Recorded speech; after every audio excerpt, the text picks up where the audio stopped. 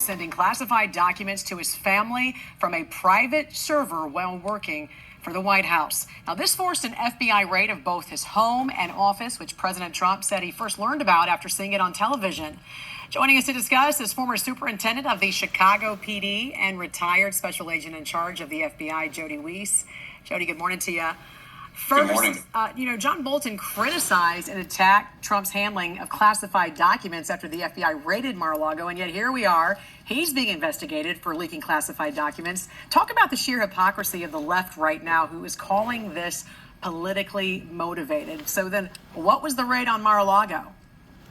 Yeah, the hypocrisy is pretty rich, isn't it?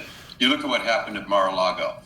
All we heard after that search, or raid, if you want to use the term that is more appropriate, was no one is above the law, that let the process play out. And yet those very same people today are saying how chilling this search of John Bolton's residence was, that it's a threat to democracy, that it's revenge.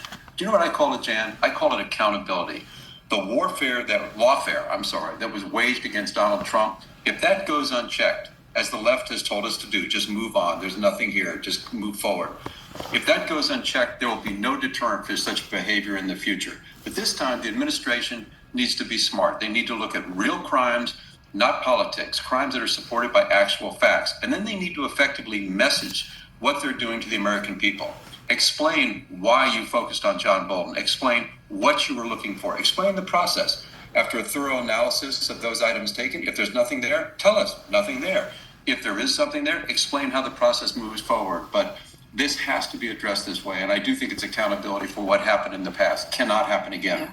And this was executed, by the way, by FBI Director Kash Patel. And again, Trump said he didn't know anything about it, and he first learned about it when he saw it on TV. And I think you were just talking there about the process. Explain how it works. How are FBI search warrants obtained? Yeah, it's pretty straightforward. There's got to be two things. There's got to be probable cause that a crime committed. There's got to be probable cause that evidence of said crime is going to be at that location. An agent will then go in front of a judge and he will swear to those facts. The judge will then decide if those facts actually support the issuing of a search warrant. That warrant is going to be very specific as to the location and what can be seized. So in this case, the judge found that the probable cause stated in the affidavit, which we haven't seen yet, but it was satisfied, the facts were satisfied, and he issued a search warrant. So it's pretty straightforward. When are we going to see that affidavit, do you think?